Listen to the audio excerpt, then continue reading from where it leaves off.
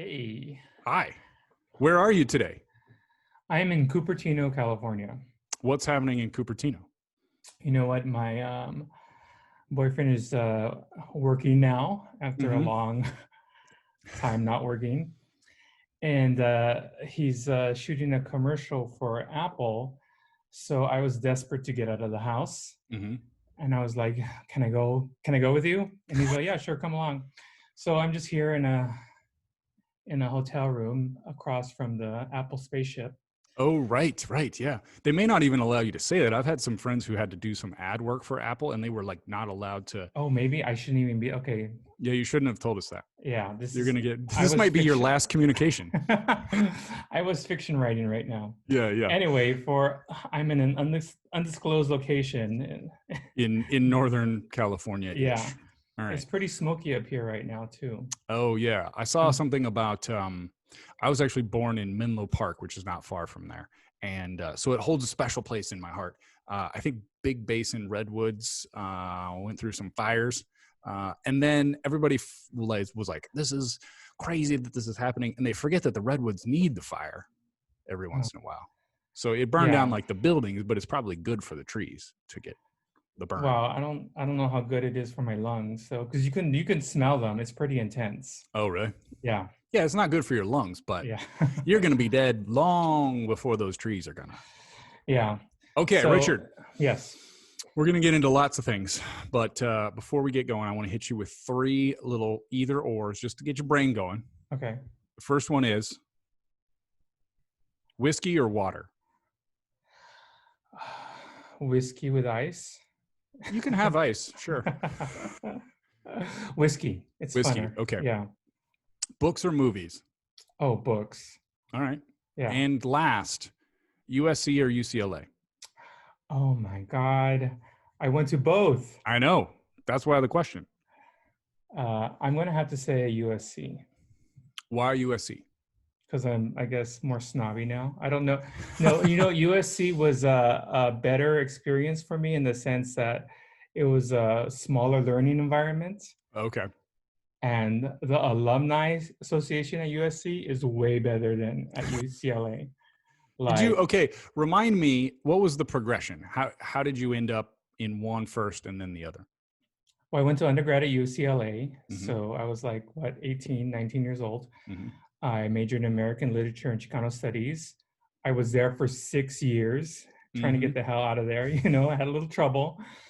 Um, but it was a great experience. It was also, I was very like politically active at that time. Mm-hmm. So, and a lot more immature. And then there was a gap. And then I went to graduate school at USC for a master's in professional writing. Mm-hmm. And so graduate school is just a different experience. The classes are smaller, you're more focused, you're taking classes that you want to take. Right. And USC, is a beautiful campus with amazing libraries. I still use before the quarantine, I was still using the libraries. And like I said, the alumni associations are amazing. They have amazing events. There's actually a alumni group called 10, which is Trojans in the entertainment or Trojan Entertainment Network. Mm-hmm. It's for Trojans that are like in the internet. It sounds cheesy, but they actually put on really, really great events, And they're, as most alumni association events, they're like a little awkward in the beginning. But then, once you break the ice, like you meet some pretty amazing people. Mm-hmm. Has that been key to your writerly networking? Lately, it has been, yes. Mm-hmm. Yeah. Like even I think the last event before the quarantine I went to was an entertainment lawyer event. And like I'm not an entertainment lawyer, but I just wanted to go, right? And so I went and it was so informative. It had this panel of like entertainment lawyers, and half of the information I did not understand, but the other half, was informative, and I learned a bunch of jargon, Mm-hmm. which is actually important in my new like career as writing for entertainment. So yeah, I would say those events are very, very helpful, or they have been anyways. As you were talking about that, I was thinking about how one thing we forget is that it behooves the college to have you succeed, right? So sometimes it's important to think about like, well, why is this event happening? Well, who's getting something out of this, right? And in this case, it's kind of a win-win in that they want you to succeed because then they look better, and you want you to succeed because you want to succeed. And then they can hit you up for money. Well, yeah. If you really succeed, then you can pay for a building someday. Yeah. So those schools that value their alumni Mm-hmm. are they value their alumni. So then if you become one of their alumni, like you get these certain benefits. Mm-hmm. And even something as simple as I still get to use the libraries at USC. Like that is invaluable to me. Like that's not true for UCLA. Oh. And so there's just so many benefits. As a kid, I would never have known that USC was a private school. This is the context of like living in Kansas. You're just like, if it has a direction in it, then it's a public college for sure. Yeah. So it's interesting when you said like USC is snobbier. My little boy brain was still like, why would that be? It's a public school, even though I now live in LA and I know that it's not a public school. What was it like going to college in the town?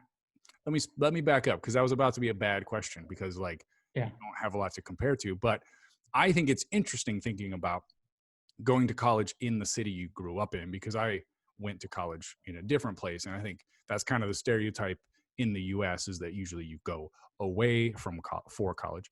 You grew up in East Los Angeles. For those who are not familiar, it's somewhat separate. Like LA is of course massive. And so East LA is a bit of a haul from UCLA. Did that make it feel like you were going to school in a different city, or was it fairly familiar? Yeah, I was supposed to go to Berkeley. I got into Berkeley, and I got actually a little bit more money to go to Berkeley. Mm-hmm.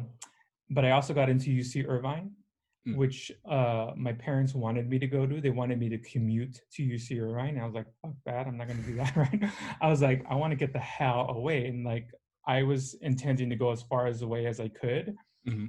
Because I even applied to like Lewis and Clark College in like Oregon, I think. Yeah, it was random. Because like I said, I wanted to get away. But they didn't want me to go as far away to like Berkeley. Mm-hmm. So the compromise was UCLA. It's like far enough from where I grew up, but I could still come home on the weekends if I had to or needed to. Mm-hmm. So it turned out well. Like it's still far enough away that it's not like an easy trek to get from my home to UCLA. Mm-hmm. Especially since then I didn't have a car. And I used to take a bus. I used to take a 2-hour bus ride with my laundry and my books, like a homeless person. Like a couple buses I think I would take. All the way from UCLA to like a Whittier where my parents ended up moving to. Right. And okay, so let's get into a little of the history. So you graduated from UCLA. Were you writing already? Was writing the next step? What was that transition? So UCLA, because of my Chicano studies courses, mm-hmm. I took a lot of like writing courses within Chicano studies. So there was like bilingual writing workshops. There was a lot of authors and performance artists in the Chicano Latino community who came to teach at UCLA. So I took a lot of their courses, which were creative writing courses. So I started to develop as a writer then. And I always wrote since then. So since my undergraduate years, I was always writing something. Mm-hmm. Like I was part of collectives, I was part of writing groups, I was always taking writing classes. And so yeah, it started at UCLA. What is it that you found you valued about writing? Well, it's like your filter for interpreting the world, right? You get mm-hmm. to choose the vocabulary of your mind or of your experiences. And especially reading such great authors in my classes, I wanted to replicate their thinking of the world, mm-hmm. but in my own voice. So I had to practice that. Mm-hmm. So yeah, it helps me clarify my life experience. Do you find yourself forgetting that? And if so, how do you get back to that? Because I think it's easy for us as writers in the breadth of whatever our career is, whether that's just writing for fun or writing, series of successful books, it's easy to forget like why you do it. Have you recently had to reconnect with that, or does it always charge through and you're always connected to it? It always charges through for me, Oh, actually. right. Yeah, because I have a lot of like anger issues, or like issues with my family. Mm-hmm. And so in order to think about that, I have to write about it, Mm. because otherwise it just comes out as rage, Yeah. you know? And so, I mean, I still write stories or whatever, but when I want to work through my family issues, I Mm-hmm. have to write about it. And so Has that's always has there. that have you always had that realization, or was that because like I know that I hope more slow to fly off the handle now than I would have been 20 years ago. Have you always been aware that your writing helped you to mitigate some of that, or is this No, a? I think it's developed. Mm-hmm. So I would say within the past 10 years. In the past, I was using my writing to like write angry letters. I was an angry letter writer. Mm-hmm. Um, but now it's different. It's matured since then. It's not so much temper tantrums. Do you? So what? I think there's so much value, and so it can feel so much like a release to express one's anger or rage or frustration on the page. Usually, in retrospect, whatever you write in the throes of rage doesn't turn out to be great. It usually requires editing and Yeah. a lot of perspective. So, do you have any personal guidelines for?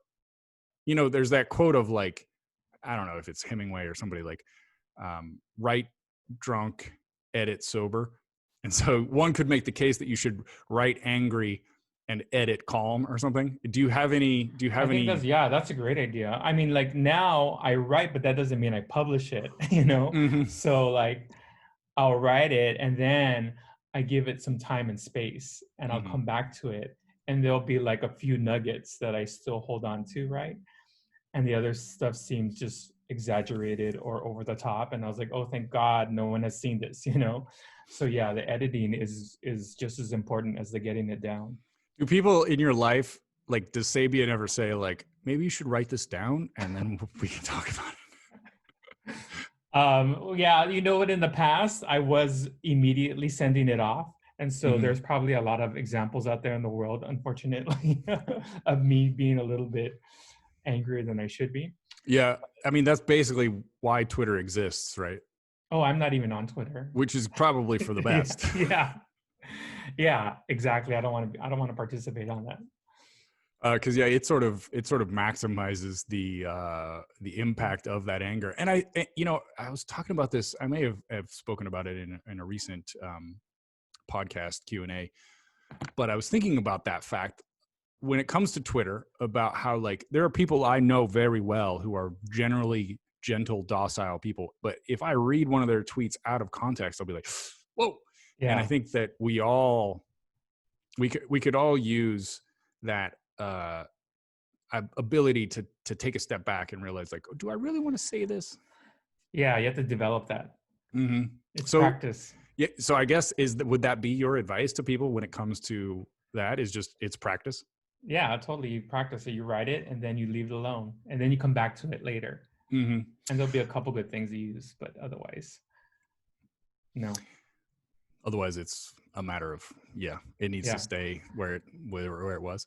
yeah, definitely. So one thing that we in the build up to this, we talked a lot about how to publish your own stuff, and I wondered what your path was to getting the first couple of things out on your own. Was it a matter of I did you start that way? Did it end up that way? How did it go? Well, so after UCLA, I was always writing. Mm-hmm. I wasn't publishing so much, but I was always taking classes, either through UCLA Extension or whatever other nonprofits offered courses. I just was always interested in learning about the craft, whatever that would be. So I'd have a lot of material. And then sometimes in those classes, my teachers would be like, oh, we're going to have a reading to show what we wrote, why don't you participate in that? And I remembered one time in particular, there was um, a reading at a different light bookstore. Was that? No. I forgot the name of the bookstore. It's over there on Vermont in LA. And there was like a small crowd there, and I read my piece, and it got a really great reaction in the crowd. And then afterwards, some of the people in the audience were like, "Oh, where can we get your stuff?" And I was like, "I ain't got no stuff." I was like, "There's no place to go, right?" And they were like, "Okay," they were nice, whatever. But it got me thinking. I was like, "What? How can I put something together so that if I ever have another experience like this, I can direct people to some place?" And at that time, I hadn't thought about self-publishing. I was like, oh, you only get published until someone comes along and selects you and decides that you're in the crowd of people who are published, right? But I was already in my late 20s, and I was like, oh, like no one's knocking on my doors to publish anything, right? But there are people, even if it's only two people, who are asking, like, where can we get your stuff? So I started to look into self-publishing because it was becoming more popular then. And I knew Amazon and had a self-publishing entity. At that time, it was called CreateSpace. And I was like, why am I waiting around to be selected? I was like, I'm going to select myself, right? Like real self-help. Mm-hmm. But I didn't want to just like throw a bunch of like work out there, and see what stuck to the wall. I was like, at that time I had a job. I was a teacher. I was also like single. And there was only two things that I was spending my money on, like traveling and like my writing. That's how I would pay for my classes. So then I started to do a little research, and I was like, oh, when you're self-publishing, you have to hire everybody. It costs money. Of course, everything costs money. So like I had to hire a copy editor. I had to hire a general editor. I had to hire a graphic designer. I didn't even know you had to buy the ISBN numbers. Mm-hmm. You have to buy those numbers, and then you also have to buy the PC codes, and you have to buy each one, like Mm-hmm. one for the digital. Like there's all these things you have to buy. Of course, everything's like expensive. But I just considered it. If I was into like tennis or like some other like expensive hobby like golf, I would be spending money on that. Mm-hmm. So I was like, I didn't feel bad about like having to spend hundreds of dollars on some of these things. And I would work extra jobs through my teaching occupation. I would like work after school programs because I had to hire an editor. So it was a very illuminating process for me. And it showed me, a lot of work goes into like even publishing a small little book of like, of poems and short stories.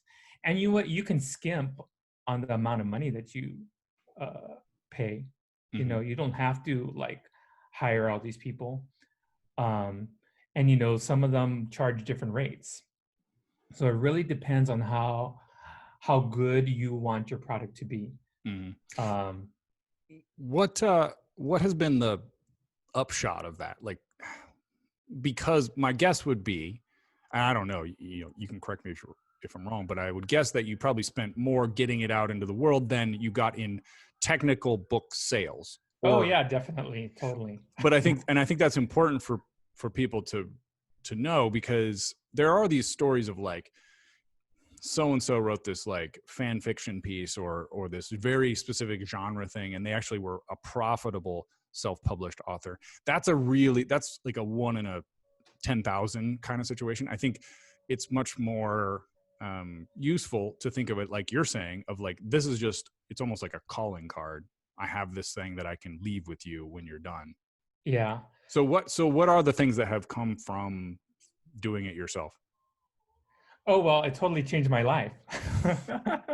Like, and I don't know. Sometimes when I tell my story, I feel a little bit bad because I was like, it's definitely not typical, right? Mm-hmm. What happened to me. And I didn't expect it. Um, and so my motivation was never profit in the beginning. Mm-hmm. It was always like, I just want to have something out there in the world so that if people ask me, oh, you're a writer, what do you write? Where can I get it, right? And the thing was, at that time when I was just beginning, I could have gone the traditional route where it seems like more of a lottery, where I start like sending out queries and like try to get my work in front of like gatekeepers. Or I could have tried to get my short stories published in like literary journals, you know. But I wasn't having any success at that, and it was just like discouraging. And I was like, even that costs money, you know. Like sometimes literary journals require that you pay like $25, and all of a sudden you have a subscription to the Boston Review. And I was like, I don't want a fucking subscription to this, you know, like whatever. But um, also, like, if I did get published in some of these literary journals, like if someone in my family said like, oh, you're a writer, you publish a short story, can I read it? I was like, oh, have you heard of Tin House? And they're like, no. And I was like, you know, I'd rather say, oh, have you heard of Amazon? And they'd be like, yeah. And they're like, this is where you can buy it, and which has happened, you know. So my only motivation was just to be out there, to have something, and it turns into like you said, like a calling card or a business card, right? And so with every new person that I met, I could always refer them to this, and some people actually went out and got my book, you know. And I wasn't making very much money. Uh, the other the other thing that happened is that I got into a bit of a controversy because no one at my job knew that I was a writer. I didn't like really tell anybody, right? Mm. But somehow some people found out I was a writer, and they read what I wrote. And I write a lot about like schools and teachers and like schooling in Los Angeles. And so then when my colleagues read my stories, they weren't very happy with them. How did they? What was the order of operation for them finding out? Well, I think through the gossip mill, you know, I had a Mm. couple of friends that knew Mm. that I was a writer, and then I guess they found out that I had written a book, and so then Mr. So and so told Miss So and so, and Miss So and so told someone else, right? And so Mm. they were curious enough to like find the book on Amazon, right? And then they weren't happy about what they read because I guess they saw they saw themselves, um, even though it wasn't really them. Mm. And so then it started this controversy within my school and my school district, and they were trying to get me fired. Really? Yeah, they did. They were like charging me with like exposing or using real children's names, or like, I don't know, it ran the gamut. They just didn't like me was the point, you know. But it taught me also that if you're going to write about controversial topics, you better be ready to stand in that controversy, right? Mm. Like you just can't like throw a stone and run away, you know, like, Mm. which I think I was trying to do. And so I had to transfer from my work site. I mean, I didn't really get in trouble besides like having to transfer, which was a good thing in the end. But I remember seeing my sales shoot up, you know, not a lot, but all of a sudden, like I sold like 60 books, and I was like, whoa. And I was under the impression, I was like, oh, this is easy. Look at how easy this happens. You know, you just publish on Amazon and people will find you. But it Mm. turned out it was because of controversy, you know? So Yeah. that was a nice little bump. Controversy is always a nice little bump, you know, in terms of publicity. But then after that, you know, there wasn't very many sales, and there would be like one or two here and there, which teaches you, you know, you have to like publicize yourself Mm. either through social media or through events. You really have to hustle and try to get yourself out there, which is something I'm not really good at totally yet, you know, but I'm starting to get a little bit better. Mm. Um, Actually, I lost the track of the question. What were we talking Well, about? so like what came of all of this? What positive upshots were there? There was some sales because of the controversy, Yeah, right? yeah, and so like I don't know how exactly this happened, you know, but one of the positive things was that psychologically it was great for me. I was like, Mm. oh, okay. I was like, I have to cultivate an audience, you know. So that meant I had to start participating in different uh, things, so and meet different people. So I started to like go to writers retreats and participate in more like writing circles and writing events, you know. So one of the important things or places I went was to Squaw Valley Writers Retreat. I don't know if you ever heard of that. It's up north. It's not too far from here by Lake Tahoe. And I was continuing. So Squaw Valley Writers Retreat, it brings a bunch of like writers together along with like editors and publishers and authors, and you just kind of like work through your manuscripts, you know, whatever you decide to bring. And I had a novel manuscript that I had brought, you know, and it was just a really interesting event because it's like a camp for writers, you know. So you just go and you spend like a few days out there and you meet all these people and you work on your stuff. But I was I was a little bit of a contrarian because I had self-published my work. So I was really into self-publishing, right? And I was promoting self-publishing there. And a lot of people there are more into like traditional publishing. That's what everyone's there for, to meet editors and publishers and agents, you know? And it's a little bit of a networking like event. So it was just interesting. And again, I got in a lot of like fights up there with people, but I met a lot of amazing writers also. Again, the networking actually worked, you know? And so some of the writers that I met up there lived in Los Angeles. So I kept in contact with them. And so one of them was a woman, and she's like, oh, I'm forming a book club for writers in LA. Do you want to join? I was like, yeah, of course. I was saying yes to everything, right? And so I met more people through that book club. And then one of the members of that group, one, introduced me to you, right? And two, his wife was a producer. And he did a little research on me and saw that I had self-published, and like he got my book or my books and he really liked what he read, and then he showed them to his wife, and then she really liked them, and then she had a meeting with me. And then when I had a meeting with her, she was like, oh, hi, we're looking for like some television writers. Have you ever written for television? And I was like, no. And she was like, okay, thank you very much. And then that was the end of that dinner, right? But then a month later, she was like, you know, Richard, we really like your voice. We really like your writing. Me and my production company would really like to work with you on developing a television series. And I was like, yeah, right? Like, this sounds amazing, right? So to me, the lesson was like, I had something out there that people could see. It might not be the most polished or the most like amazing piece of literature, but it was something representing who I was, my point of view, and my voice, you know? It wasn't a bunch of like unpublished material folded up in my pocket that I was like, oh, here, look at this, what I have, right? It was like something packaged a little bit more professionally than something I pulled out of a drawer, right? And I could always point to it, and people can always access it when they wanted to. And I think that was really important, I think, to my trajectory, you know, like, I don't know if that opportunity would have opened up otherwise. Yeah, I often think in terms of music, maybe because I was around that world for a long time in writing about it, but it's sort of like if you're a street performer and somebody's like, well, shit, they're actually pretty good.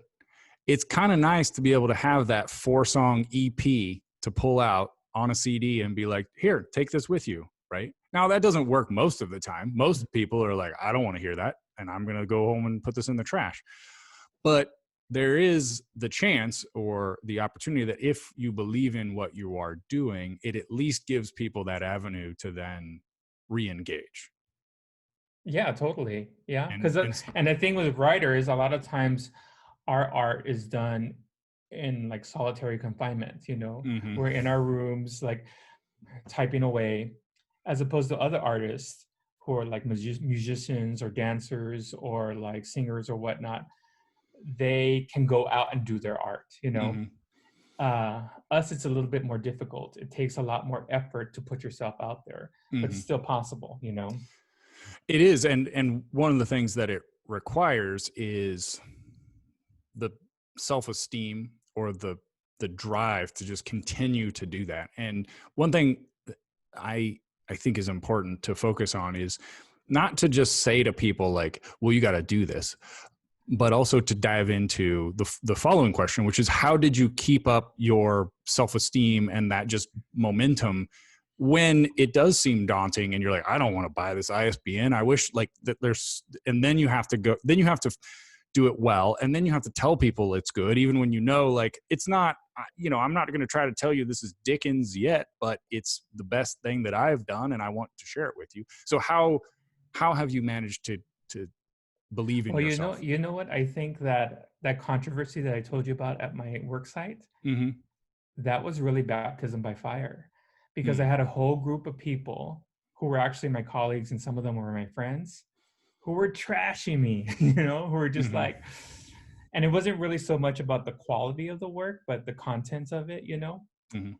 And I survived it. And I was like, oh, like I spoke my truth, you Mm-hmm. know, through my fiction. And I got trashed for it. And I was fine, you know. And so going through that ring of haters really toughened me up, you Mm-hmm. know, and gave me a sense of like a purpose, and it gave me a confidence in my voice that I can survive this like controversy and still continue, you know, like so I mean, I'm not asking everybody to like court controversy, but you know, like if you can survive like a line of haters just trashing you for whatever reason, then you'll be able to like continue to write your truth through your fiction. Mm-hmm. So I think that was a really important moment in my writing career. It's almost like you have to, in the same way, in the same way that a firefighter, you want your best firefighters to run toward the fire, right? Not away from it. In writing or basically any artistic pursuit, you similarly have to run toward the failure. You have to push yourself. Like if it seems like things are going great, then you're probably not pushing yourself very hard. And it's I was actually reading the other day about how it's not only important to fail, it's important to fail quickly, because your brain needs that feedback of like, whoop, that didn't work, oh, that one didn't work either, oh, that didn't work. And then you are like you said, sort of baptized by this failure or this fire. Well, and then the MFA helped too, because when I was at USC, you know, we would have workshops, Mm-hmm. and then people just like sit around a table and trash your work, you know, Yeah. like you share it with everybody, and everybody's like, it feels like they're misinterpreting your work on purpose, and Mm-hmm. just talking shit at you, just like constantly like a round table of like, well, I don't get this, and no, you know. So it's in those environments which you put yourself in, and you have to face this criticism, like most of it's like bullshit, right? There's about like 10%. And then you have to create this discernment. You're like, okay, what he's saying is legitimate. What these other people are saying is not legitimate. And so you just ascertain that through experience. Mm-hmm. And so the MFA helped. You know, a lot of a lot of the classes helped, you know, like just putting yourself in these environments where most of the people are going to misinterpret you, most of the people are going to misconstrue what you're saying or what you're writing, and you just build up a confidence, you know. And so those things helped. It's really it does come back to doing, and then knowing that the part of the purpose of the doing is to fail, like that it's not going to just be like, I'm going to do this and then everybody's going to love it. It's Yeah. part of the function of the doing is And that it then has to even go badly. I look back at some of the things I wrote, you know, they're not like my best things. You Mm-hmm. know, I've developed so much since I first published my first work, Mm-hmm. as you're supposed to, right? And so um I have to be fine with all that out there. I'm like, okay, you know, like you can see the progression of my writing. Mm-hmm. Because the way I wrote in 2011 when I first published is not the way I write necessarily now. Mm-hmm. And I'm fine with that. I'm fine with people seeing that uh, not so perfect example of my writing, and you have to be fine with that too, you know, because what you put out in the internet is going to stay there forever. right? Not to scare you guys or anything. That's No, true. but you just develop that confidence, you know, you Right. have to practice that failure, as you said. Let's get into a couple questions from our lovely audience. First, from Catherine. During your self-publishing journey, was there anything you did that you would have considered a waste of money? Oh, waste of money. The only thing that comes to mind, you know, like sometimes they offer these deals where you can buy like 10 ISBN numbers, you know, for Mm-hmm. like a certain amount. Like you can either buy each one individually or you can buy a group package. And I was like, what should I do? You know, like maybe I should buy a whole package, which is not cheap. It could be like $200 or whatever. And so I remember buying a whole package and I still haven't used them, you know? So If anybody needs an extra ISBN, Richard will sell it to you. I don't even know how to find it. I guess you go on their website or whatever. Right. But the other money that I spent, oh well, you know what? So we haven't even talked about Scribe. I don't know if you want to talk about that. Sure.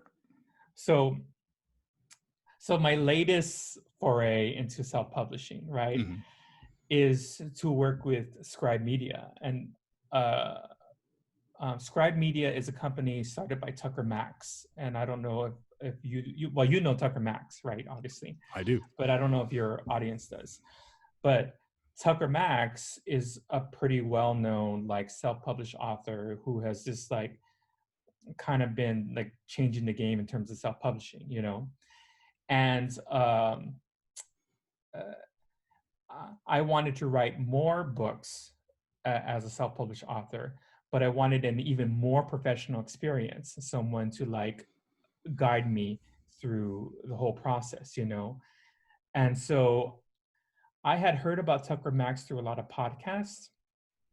And actually, honestly, just to be real, I was like, who is this guy, right? Like, I was like, he writes, or he did in the past, kind of like these bro memoirs about like basically being an asshole. I think that's one of his like titles is like, I don't know, assholes go to hell or something like that, right? Assholes finish first, I believe. Yeah, Yeah. yeah, that is totally not my genre. You know, I would never pick up that book. And but also when he would describe his journey as self-publishing, I was like, oh my God, he sounds amazing. He sounds exactly the type of publishing philosophy that I want to emulate, you know, where you have like control over the way it looks, so what you're saying, et cetera, et cetera. You know? So, but because of what he was writing, and I kind of ignored him. And then on a road trip, I had listened to Tiffany Haddish's self-published memoir, "The Last Black Unicorn," right? And it was amazing. She's an amazing storyteller, and I was like laughing the entire way through. But in the memoir, she talks about how she was illiterate, and I was like, or functionally illiterate. And I was like, how does this functionally illiterate person write such a great book, you know? And then in her acknowledgments, she thanks Tucker Max. And I was like, I was like, what? I was like, how did these two like people Mm-hmm. come together? You know, I'm not sure how they came together, but she obviously utilized his services. And through his, I guess, company, they wrote this memoir either together or in some sort of collaboration, you know. So that got me thinking. I was like, oh well, let me look into this, you know. So I looked into his company, and first of all, it's very expensive. But because I had made a little like spending cash by selling the TV show that I did to Starz, I was like, you know what? I want to invest that money back in myself and in my next project because I wanted to write a memoir. So I used some of that money to like pay for this self-publishing experience. It's called a guided author. It's not where they write the book for you, but they guide the author through the process, you know, and they have everything set up for you. So it's very, very organized, and it's very like it's very helpful. So you fly out to San Antonio, you meet with Tucker Max and his crew of editors, and you go through this workshop and you organize your book, you like lay it out. It's like it's like what everyone would want, you know. And then but you have to do the writing. So then they send you home for a year, and you take the year and basically write out the book. You meet with your crew, your cohort of writers every week on Zoom, and you make this progress. And so that's what I've been doing. But then, like, my life kind of changed, you know. And in the middle of this process, I actually gained representation. I gained a literary agent, right? And then when I told her, I was like, oh, well, I'm in the process of writing this book with the help of like a self-publishing company. She's like, no, don't do that, right? And I was like, well, I've already paid, you know? And so I was kind of like in a dilemma, because I was like, I've already put down money and work into this like self-publishing process. And I'm very happy to like have literary agents who can hopefully sell this book, but I don't know what to do, you know? So I was like, well, let me first write their manuscript. So finally, like just recently, about a couple months ago, I finished the manuscript. I was actually over deadline. Um, and then when I handed it in to like Scribe Media, they're like, oh, this is great, Richard, you wrote your manuscript. But part of the problem is they only edit up to like 50 or $60,000, 60,000 words, right? Right. I have like 100,000 word manuscript. They're like, what? You wrote the Bible, basically, you know? And they're like, this is too big. You need to like cut it down, you know? And I was like, but I was so sick of the manuscript.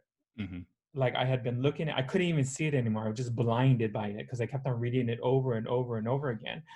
And I told them that. I was like, you know what? I just need another pair of eyes on this, you know, and I need your help. They're like, well, we can edit up to like 60,000 words, but after that, like you're on your own, you know? And then I told them my dilemma. And I was like, I was just honest with them. I was like, you know what? I have an agent now, and I don't think I'm going to actually go through the self-publishing process to the end. And they're like, so what are you going to do? And I was like, I don't know. Help me out. So then I struck a deal with them. I was like, if you edit the entire manuscript at 100,000 words, then I'll have a more polished rough draft that I can give to my literary agent. And they were cool with that, and I'm cool with that. Nice. So I'm still getting something for my money, but I'm going to give it to my agent so that hopefully she can sell it, you know. And if she doesn't, then I'll find some other way to go about like publishing it, you know. So that's my self-publishing journey up to this point, you know. I'm going over to the dark side. The cool thing is that, and I've thought a lot about this too, that you gave yourself leverage, right? So unwittingly, I mean, not completely unwittingly, it's not like you were stumbling around, but like your goal was not to gain leverage, but you ended up gaining leverage because you were able to say like, well, I have this path or I have this path, which I think is both laudable and informative to people, because as you start down these roads, it doesn't mean you have to stay on that road. Like it can go in another direction.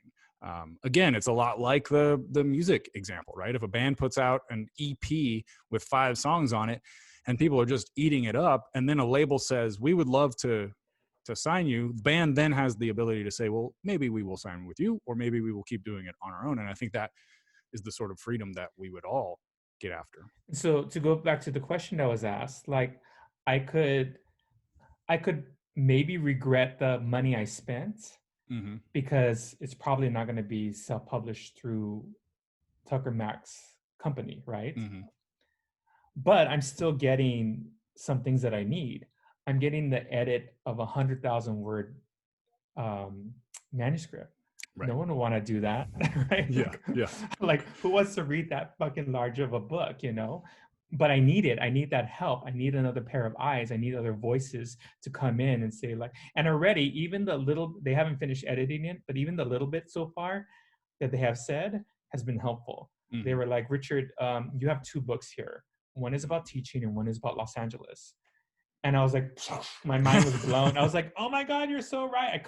But I couldn't see that because I had been writing it over and over again. Yeah. But that gave me such relief, because I was like, oh my God, you're right. And so it gives me some room to kind of like separate the manuscript into 2 separate books, you know? So that in itself was worth some of the money I spent. Uh, Um, so one thing that you might appreciate, Richard, is we're going to have in a month, Ryan Holiday is going to do a Q&A with us. He's a guy who wrote a book called Ego is the Enemy and The Obstacle is the Way, which are his more like grown-up books. But he wrote a book called Trust Me, I'm Lying, which is Confessions of a Media Manipulator. And it turns out that he was one of the people that helped Tucker Max court controversy on purpose. So Ryan, in his book, he talks about he would call like universities to complain, saying like, can you believe this asshole is coming to campus oh, to speak? really? And then that would get people fired up, and then more people would come to these book signings. So he was able to help Tucker get onto the New York Times bestseller list just by like creating the firestorm himself, right? Which I think Yeah. is fascinating, because in a lot of ways you're just using people's like outrage brains that you've been talking about against them, because you're like, Yeah. if you want to be mad and still buy my book, great. Well, yeah, and so I didn't plan it out that way. It just kind of happened that way. Mm-hmm. But it seems that that's true. Like, you might not like the controversy, but it does generate attention, and it Right. does like sell books. Actually, the most books I sold at one time was when I had that controversy at my workplace, you know. Mm-hmm. Mm-hmm. Um, but yeah, and then so Tucker Max, just to hear him talk about publishing, you know, and not waiting around for people Mm-hmm. to select you was very inspiring and drew me in that direction. But, you know, all options are on table. Like, I'm not like totally, I'm only going to self-publish, you know. If like Mm-hmm. somebody comes around and offers me like a nice chunk of change for my writings, I'm going to go for it, you know. Mm-hmm. But like you said, creating that leverage is very, very helpful. Mm-hmm. There are a couple of questions about the process of getting stuff going on Amazon, and I would have Scott actually link to the KDP is Kindle Direct Publishing. Oh, That's yeah, yeah. what Amazon. It used to be CreateSpace was sort of the hard copy, and then Kindle was the the Kindle version, The and now those ebook, have yeah. been combined into KDP. So I would encourage anybody to investigate that on the actual site, because it would take us 5 hours to have Richard go through the actual process, because there are all these steps of like cover design and buying an ISBN. Don't be intimidated by those things, because they aren't necessarily as onerous as they may first sound. I think it's just a matter of like going through the steps. I do Well, want to get back. Oh, go so ahead. Sorry. real quick, like, one, Amazon's not the only self-publishing like company, so that was just the one that I went with. Mm-hmm. And two, you can either do it piecemeal yourself, like individually hire the graphic designer and the copywriter and buy the ISBN numbers, or there are companies out there such as Tucker's who will get everything for you. You know, Mm-hmm. you're still self-publishing, but they'll like, oh, we'll guide you through the steps and we'll provide you with all the ISBN numbers, all the copy editing, all the other editing, all the etc. You know. Mm-hmm.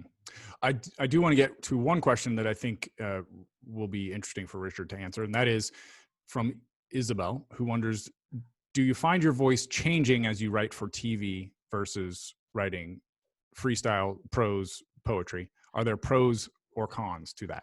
Oh my God, that's a good question. And the reason it's a good question is because I think I'm in the middle of that. Ooh. Well, because in the sense that one of the reasons why I think I stood out was because of my voice. Like, that's what a lot of like initial producers said, oh, we really like your voice, you know.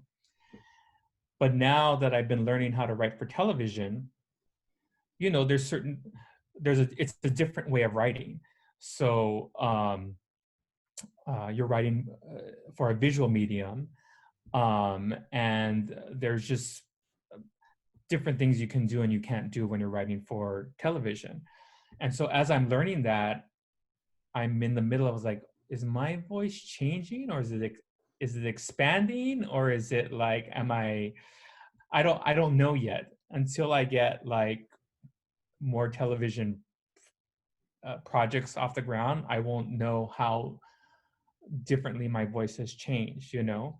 So uh I want to maintain my identity in my in my writing voice, whether for television or for fiction. So that's, I want to have a sense of place, a sense of identity, of my race, of my sexuality, of my class, or whatever. But is that going to exchange as I expand? I don't know. We'll see. We'll see how that turns out. Mm. So you've caught Isabel, you've caught Richard in the middle of dealing with this and fighting with this. So Richard, my last question is, how can people keep paying attention to you? Well, so I'm working on a bunch of stuff right now. I don't know when those projects will come to fruition, but hopefully sooner rather than later.